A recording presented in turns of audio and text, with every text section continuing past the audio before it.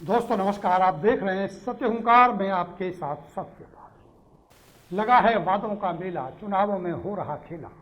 BJP छोड़ भाटी जी ने भाजपा का दामन थाम लिया। उमेश भाटी ने जेजेपी को छोड़ करके भारतीय जनता पार्टी का दामन अब थाम लिया है। अब तो चुनावों का रंग जमा है, वादे और इरादों के रोज नए आयाम स्थापित हो रहे हैं। आरोप प्रत्यारोप, पोल खोल, जुबानी जंग अपने पड़ाव पर है। नेता, नेताओं के समर्थक, कार्यकर्ता चुनावी इस लहर का खूब लुत्फ उठा रहे हैं। बड़े बड़े नेताओं का आगमन हो रहा है। पूर्व मुख्यमंत्री भूपेंद्र सिंह हुड्डा हों या निवर्तमान हो चुके मुख्यमंत्री नायब सिंह सैनी, लगातार नेताओं के आने का सिलसिला जारी। बिहार और पूर्वांचल के मतदाताओं को रिझाने के लिए मनोज तिवारी जो सांसद हैं दिल्ली के, तो वहीं ठाकुर बिरादरी को मनाने के लिए श्री अनुराग ठाकुर जो 5 बार के सांसद हैं, तथा उनके साथ धीरेन्द्र सिंह जो जेवर के विधायक हैं, उनको भी बुलाया जा रहा है। और उनके इलाकों में उनकी बड़ी बड़ी मीटिंगें, बड़ी बड़ी सभाओं का आयोजन किया जा रहा है। और जमकर आरोपों प्रत्यारोपों की झड़ी लगी है। कभी कभी लड़ियां और झड़ियों के बीच में पोल खोल के धमाके सुनाई दे जाते हैं। विपक्ष यानी पूर्व विधायक कांग्रेस के नेता ललित नागर, जो कांग्रेसी तो क्या किसी भी पार्टी में नहीं है, कुछ दिनों के लिए हो जाएंगे बाद में भाजपा में, आरोप लगाते हैं कि बीते 5 सालों में विकास के नाम पर एक ईंट भी नहीं लगी, विधायक क्षेत्र में दिखाई ही नहीं। तो पक्ष यानी भाजपा विधायक राजेश नागर अपने साथ विकास कार्यों की लंबी लिस्ट लेकर के घूम रहे हैं और लोगों को ये बता रहे हैं कि यहाँ विकास की झड़ी लगी है। नबीनगर के इस्माइलपुर इलाके में मुख्यमंत्री को बुला करके नए नए इरादे और नए नए वादों के साथ ये कहने की कोशिश कर रहे हैं कि विकास हुआ है और विकास होगा। लेकिन इसके बीच में जनता के कुछ चंद लोग कन्फ्यूजन में हैं। और इसी कन्फ्यूजन के ऊपर हमने ये सोचा कि इन आरोप और प्रत्यारोपों की पड़ताल करनी चाहिए और असल सच क्षेत्र के जनता के लोगों को बताना चाहिए। दोस्तों, पूर्व में विधायक रहे ललित नागर के आरोपों में बिल्कुल सच्चाई नजर आती है कि विधायक ने एक ईंट भी नहीं लगाई। भाई लगाए भी कैसे? वो विधायक हैं, कोई राजमिस्त्री थोड़ी ना है जो ईंट चुनाई का काम करते हो। विधायक तो विधायक होता है जो अपने क्षेत्र की जनता का प्रतिनिधित्व करता है, प्रतिनिधि होता है। हरियाणा की विधानसभा में जाकर के अपनी जनता की, अपने क्षेत्र के लिए सड़क, सीवर, पुल, हॉस्पिटल और स्कूलों की मांग करता है, सरकार तक बात को पहुंचाता है और सरकार से, सरकार के अधिकारियों से उस काम को करवाता है। आप की तरह नहीं है कि केवल बहाना बनाते हैं, मेरी सरकार नहीं थी, मुझे फंड नहीं मिलता था। एक सच तो यह है कि विकास फंड से नहीं होते। फंड केवल और केवल 5 साल में 25 करोड़ होता है, जो सिर्फ छोटे मोटे काम में ही खत्म हो जाता है। विधानसभा में बोलने से होते हैं, विधानसभा में अपनी बात रखने से होते हैं। अगर एक ईंट नहीं लगाई तो सेहतपुर पल्ला से लेकर के बीपीटीपी फरीदाबाद तक नहर पार करने के लिए बने कई पुल माचिस की डिब्बियों से बने हैं क्या? मान सकता हूं सड़कों में ईंटों का प्रयोग नहीं हुआ, लेकिन ये कहना कि ईंट नहीं लगी तो ये झूठा आरोप है। गलियों में टाइलें लगी हैं, टाइलें, ईंटें तो कांग्रेस के जमाने में लगा करती थी। खुद ललित नागर के अगवानपुर ऑफिस के पास आसपास बनी गलियों में सीवर की लाइन, गलियों में टाइलें लगाई जा रही हैं। बिजली के बदले तारों के साथ हर गली के कोने पर लगे नए बिजली के ट्रांसफार्मर भी इसी कार्यकाल में लगे हैं। एक गांव से दूसरे गांव को जोड़ने वाले रोड चौड़े और मजबूत इसी कार्यकाल में बने हैं, राजेश नागर के कार्यकाल में। उस कार्यकाल में जो 5 साल में से मात्र 3 साल का मिला, 2 साल कोरोना में चला गया। आपके पैतृक गांव बुआपुर की कीचड़ के गांव आने जाने वाली सड़क आपने नहीं बनवाई थी। हमेशा राज्य मंत्री किशन पाल गुर्जर, जो आपके ही चहेते और प्यारे हैं, वो बताते हैं कि अब फरीदाबाद को पंख लग चुके हैं। विकास की उड़ान इतनी तेज हो चली है कि मेरठ, बुलंदशहर, अलीगढ़, मथुरा जाने में 1 दिन लग जाया करता था, अब 1 घंटे में पहुंच जाते हैं। जाते तो होंगे ना आप कभी कभी। तो वहीं नोएडा, गाजियाबाद, गुड़गांव केवल 15 मिनट में पहुंच जाते हैं। बाबा खाटू श्याम जाते हो, कार को 150 की स्पीड पर दौड़ाते हो। बांके बिहारी के दर्शन करके मात्र 2 घंटे में घर आ जाते हो। दिल पर रखकर हाथ ये सच बताओ, ये पंख कांग्रेस ने लगा लिए थे, आपके कार्यकाल में लगे थे। अमेरिका जैसे रोड राहुल ने बनवा दिए थे। अगर ये बात समझ नहीं आती तो ये बताना, ये सच समझना कि आपके अगवानपुर के ऑफिस से सेक्टर 17 आपके घर जाने में पहले कितना वक्त लगता था, अब कितना लगता है मैं बताऊं। आपके अगवानपुर के ऑफिस से सेक्टर 12 तक, आपके घर से भी आगे जो कोर्ट है वहां तक जाने में 12 मिनट लगते हैं। बल्लभगढ़ तक जाने में 13 मिनट लगते हैं। तिगांव जाने में 30 मिनट लगते हैं। पलवल जाने में 30 मिनट लगते हैं।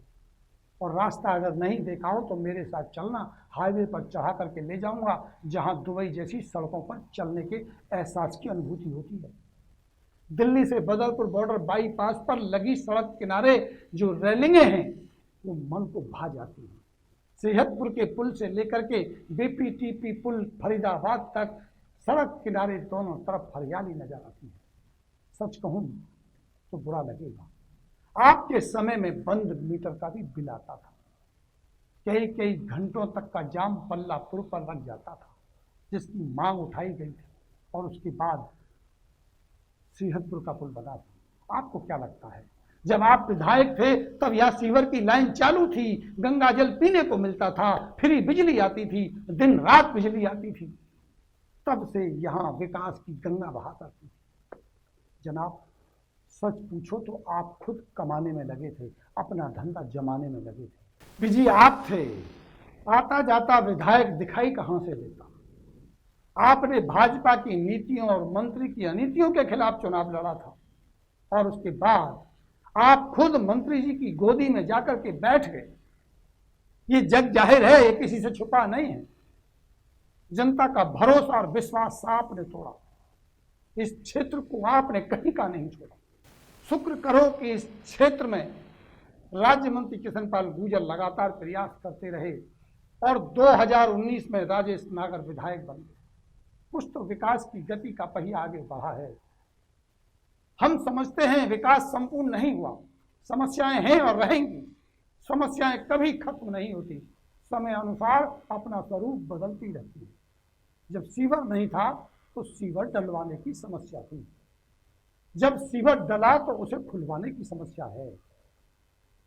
पहले बिजली के तार पोल नहीं थे, लकड़ी के पोलों पर तार डालकर किसी तरह बिजली लाया करते थे, नेताओं से पोल मांगा करते थे। अब है तो कट लगते हैं।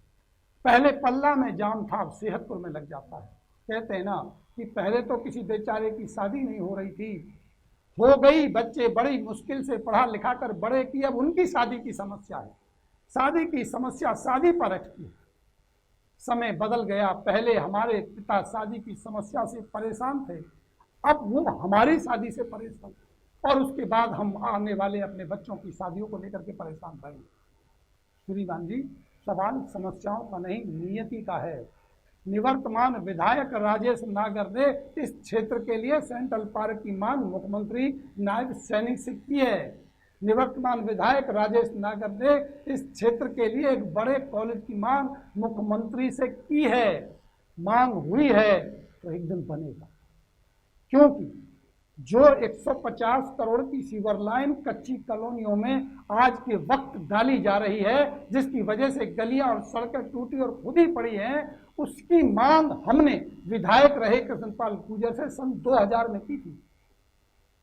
और विधायक कृष्णपाल गुर्जर जब 2014 में सांसद बने, भारत सरकार में मंत्री बने, तब इसकी डीपीआर बनवाई गई, जिसका काम आज हो रहा है।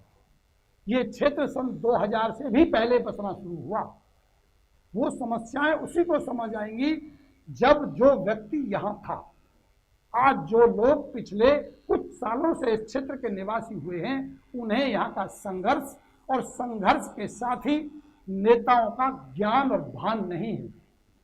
यहाँ खेती होती थी, घर के आगे पीछे लोग आकर सोच कर चले जाते थे। हमारी समस्या ये थी कि लोगों को कैसे रोका जाए, उसका ज्ञान आपको कैसे हो। आप तो खुद ही 2009 में आए हैं, बस झूठे ड्रामेबाजों की बातों पर भरोसा करके ची और चिलची करके चिल्लाते रहते हैं। कुछ लोग हैं ऐसे। एक समय था जब प्रदेश में कांग्रेस की सरकार थी, यहाँ निगम के पीले पंजे का कहर बरतता था, कहर। भाजपा के नेता बिल्डोजर के सामने लौट जाया करते थे। यहाँ के प्रधान रात रात भर दिन भर पहरा दिया करते थे। इन कच्ची कॉलोनियों को बचाने के लिए अपनी जान की बाजी लगाते थे, पुलिस की लाठियां खाते थे। जो आज 20 वर्ष से सेवा करने का ड्रामा करते हैं, उनके पोस्टर भी यहां नजर नहीं आते। अब तो चंद प्रॉपर्टी डीलर लीडर बन गए, जनता के मत को भ्रमित करने की कोशिश कर रहे हैं। दोस्तों सच मानिए, इस वक्त विकास की गति का पहिया तेजी से आगे बढ़ रहा है। सीवर की लाइन डाली जा रही है, गलियों को बनवाया जा रहा है, बड़े पुल और हाईवे बन करके तैयार हो चुके हैं। गांव गलियों में सड़कों का जाल बिछाया जा रहा है। पूरा का पूरा फरीदाबाद विकास की गति के पथ पर है। सच तो ये है और सच यही है। कोई जो कहे सो कहे, असल सच तो यही है। आपको भ्रमित नहीं होना चाहिए। अपना वोट विकास के आधार पर देना चाहिए, क्योंकि इस क्षेत्र की गति को रोकने की जिम्मेदारी भी आपकी और बढ़ाने की जिम्मेदारी भी आपकी। पिछले 5 साल के कार्यकाल में 2 साल कोरोना ने बर्बाद कर दिए। जब से भारतीय जनता पार्टी की सरकार हरियाणा में बनी है, लगातार कामों की रूपरेखा तैयार हुई है, डीपीआर तैयार हुई है। जो काम होने थे तो 2 साल और खराब हो। इसीलिए किसी के भ्रम में फंसने की आवश्यकता नहीं है। ये भाईचारा, ये रो गया, ये गिर गया, ये टूट गया, इस जाल में फंसने की जरूरत नहीं है। अगर आप वाकई ईमानदारी से, सच्चाई से अपने बच्चों के उज्जवल भविष्य की कामना करते हैं, उज्जवल भविष्य होते उनका देखना चाहते हैं, अगर आप वाकई अपने क्षेत्र की भलाई के लिए वोट करना चाहते हैं, तो आपको विकास के लिए वोट करना चाहिए उसी सत्ता और सरकार को जिसने आपके विकास को गति दी है, पंख लगाए हैं। तो ये थी मेरी पड़ताल। आपको जो अच्छा लगता है वो कहिए। कुछ हैं केतलियां, अंधभक्त, अगर चाहें तो कमेंट बॉक्स नीचे खुला हुआ है। आप अपनी औकात, अपनी पहचान, अपना चरित्र नीचे लिख सकते हैं। और अगर आपको भी आती है दया, आपको भी लगता है क्षेत्र के विकास के लिए समर्थन करना चाहिए, तो छोड़ दीजिए अंधभक्ति, छोड़ दीजिए चापलूसी, छोड़ दीजिए अपना भय और डर। निडरता के साथ, ईमानदारी का साथ देते हुए वोट कीजिएगा 5 अक्टूबर को। अपने दिल पर हाथ रख करके। नमस्कार।